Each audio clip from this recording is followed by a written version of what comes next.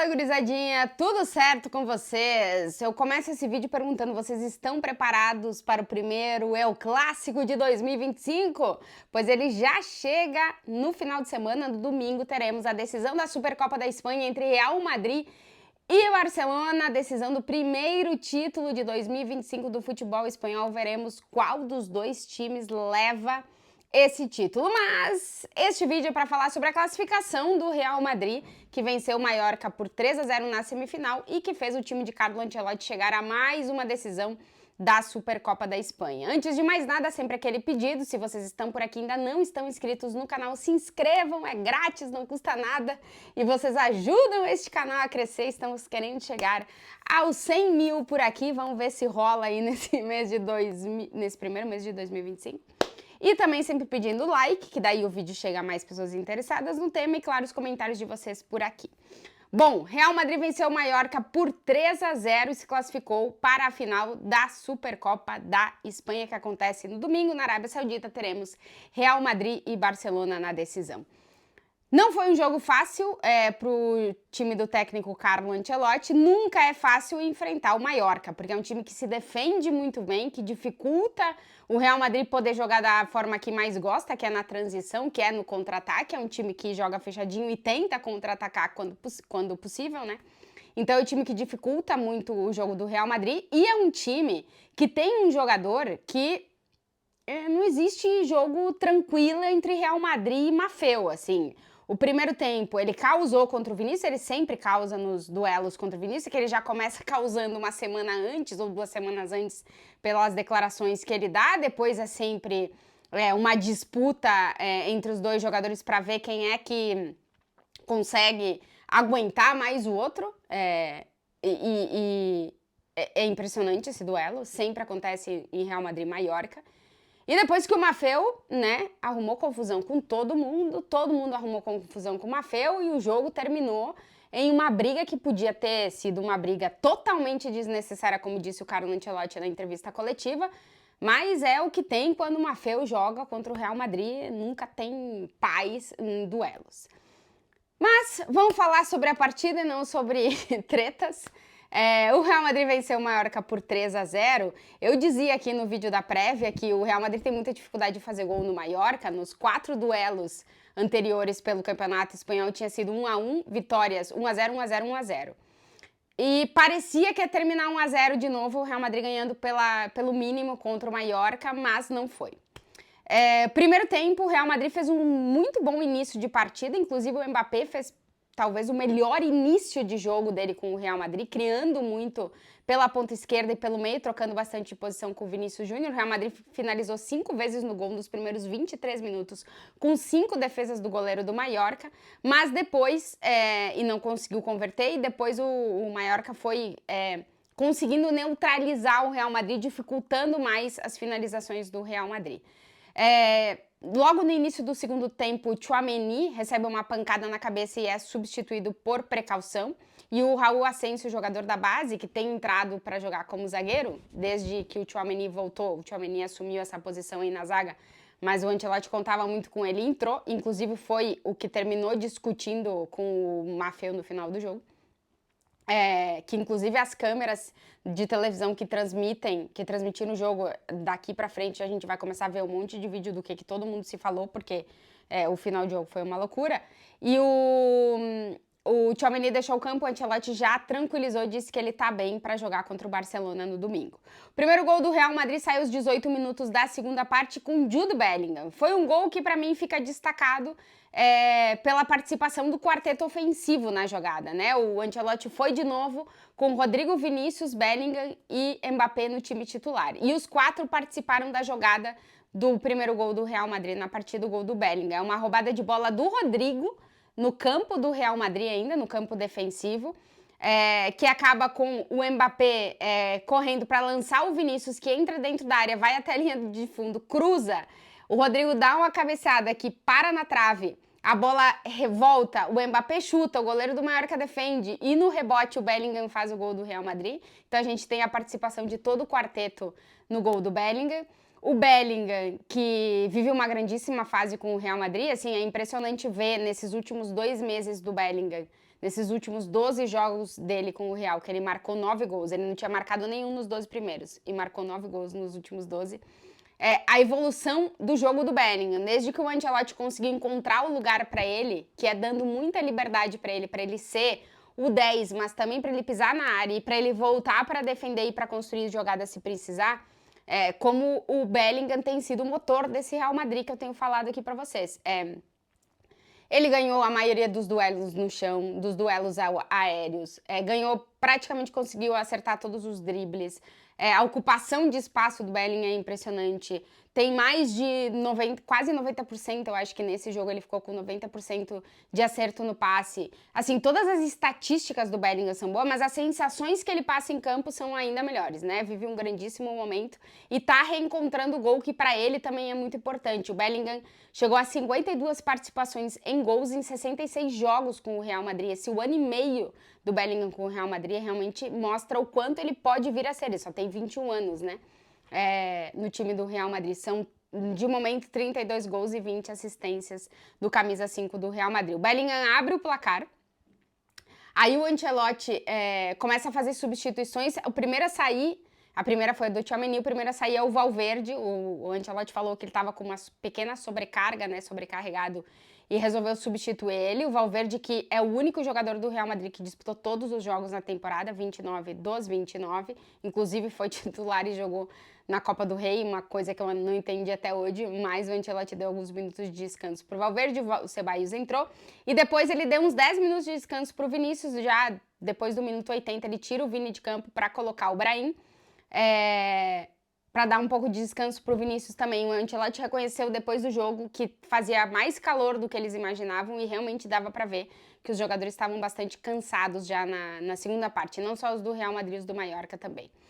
Depois o Bellingham sentiu a parte de trás da perna esquerda, não, da perna direita, e acabou tendo que ficar em campo porque o Ancelotti ocupou as 3 janelas de substituição, né? Mas o Ancelotti disse que em princípio tá tudo bem, tanto com ele como com o Valverde, como o Tchouaméni, para o jogo contra o Barcelona no domingo, mas vamos ver o desenrolar daqui até domingo.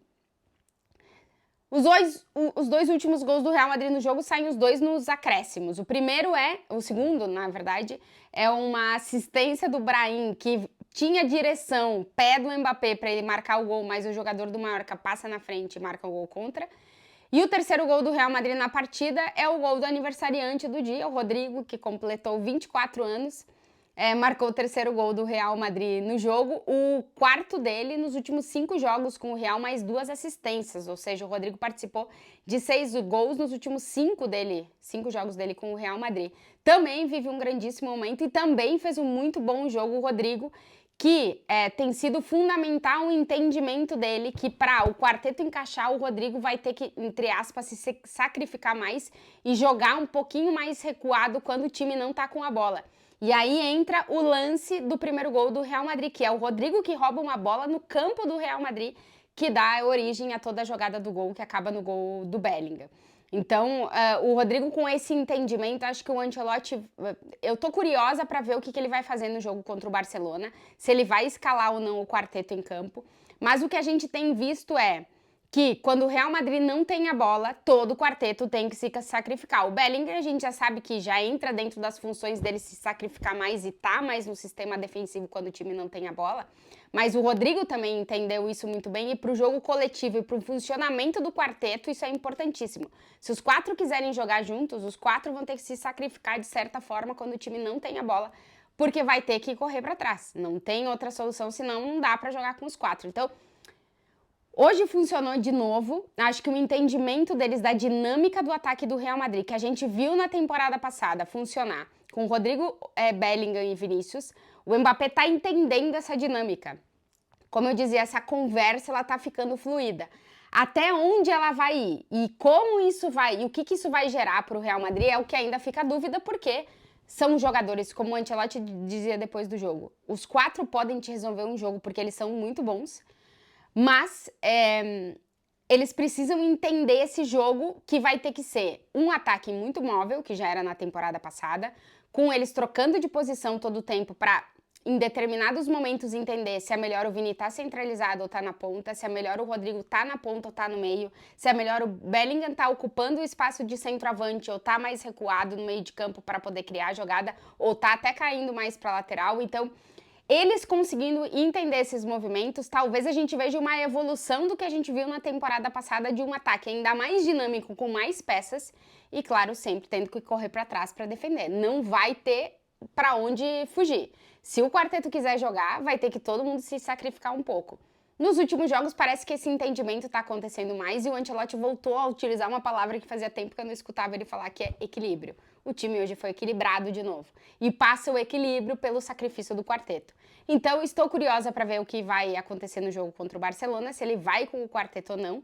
Isso pode nos indicar muita coisa daqui para frente, né? Porque o Real Madrid vai ter vários jogos grandes, né? Tá final de temporada, se quiser conquistar o título, vai ter que passar por jogos muito grandes. Então, tô curiosa para ver se o Ancelotti vai ou não escalar o quarteto no domingo contra o Barcelona. Para o quarteto funcionar, além deles mesmos terem que se sacrificar, outros 2 jogadores precisam se sacrificar muito, que são Fede Valverde, que tem que cobrir muitas costas do Lucas Vázquez, que não é o Carvajal, que joga mais ofensivo, como o Carvajal, mas não tem a capacidade defensiva de correr para trás que o Carvajal tem. Então o Valverde tem que se sacrificar para poder cobrir quando o Lucas Vázquez está jogando. Então esse desgaste físico do Valverde é muito importante para que o sistema ofensivo funcione e o defensivo também. E Eduardo Camavinga, que para mim hoje também foi um dos melhores em campo, junto com o Bellingham e com o Rodrigo, fazendo um jogo defensivamente muito bom. O Camavinga é um cara que tem muito potencial ofensivo, porque ele pega a bola, carrega e é um rompedor natural de linhas. Só que ele precisa entender que quando ele tá na posição de volante de contenção, que é o que ele jogou hoje, e contra um time contra o Mallorca talvez tenha facilitado bastante isso, que ele não sofreu tanto tendo que só cobrir espaço, que é o que o volante tem que fazer, o primeiro volante. O jogo de hoje, sem ele ter que se dedicar única e exclusivamente a isso, podendo atacar também, que a gente viu ele chegar muito na área, tentar chutar, finalizar e tal, ele vem de marcar um gol no jogo da Copa do Rei, é um grandíssimo jogador e tem tudo para ser esse cara dessa posição, né? Vocês terem uma ideia, o Eduardo Camavinga nesse jogo foi o segundo jogador que mais deu passes, somente atrás do Mendy, que foi o que mais deu passes, e foi o jogador com mais acerto no passe. Ele acertou 97% dos passes, ou seja, ele só errou 2. Dos 59, ele acertou 57. E isso também é muito importante para o jogador que está nessa posição, que tem que fazer a saída de bola ou que tem que começar a construção do jogo do Real Madrid. Então, acho que estamos falando, repito, também de um jogador de 22 anos. São todos jogadores muito jovens ainda dentro do que ainda espera deles de futebol, né? Que eles podem ter carreiras de pelo menos mais 10, 12, 13, 15 anos aí pela frente. Mas também é um jogador que está se mostrando com um passo a mais, né? E eu acho que para todos eles vai ser um grandíssimo desafio o jogo de domingo contra o Barça. Para Camavinga como volante posicional, para Fede Valverde com coberturas, para se o quarteto jogar o tamanho de sacrifício, enfim, muita coisa. Mas a verdade é que o Real Madrid conseguiu essa classificação para a final da Supercopa. A gente vai ter um Real Madrid-Barcelona no domingo. Vai ser a terceira vez consecutiva que teremos um El Clássico na decisão da Supercopa desde que ela é definida na Arábia. O Barcelona ficou com a Supercopa em 2023, o Real Madrid ficou com 2024. Agora vamos ver quem fica em 2025. Ofensivamente, o time do Real Madrid, como eu disse, está funcionando, a dinâmica está acontecendo. Nos últimos 8 jogos, são 26 gols marcados. Em 2025, são 3 jogos, 3 vitórias, 10 gols marcados, claro que 5 foram na Deportiva Mineiro, um time de inferior categoria, e apenas 1 sofrido pelo time de Carlo Ancelotti. Vamos ver o que vai ser no domingo Real Madrid e Barcelona. E claro que eu virei por aqui com um vídeo de prévia desse primeiro El Clássico do ano de 2025, que vale o primeiro título do ano do futebol espanhol e vai ficar ou com o Real Madrid ou com o Barcelona.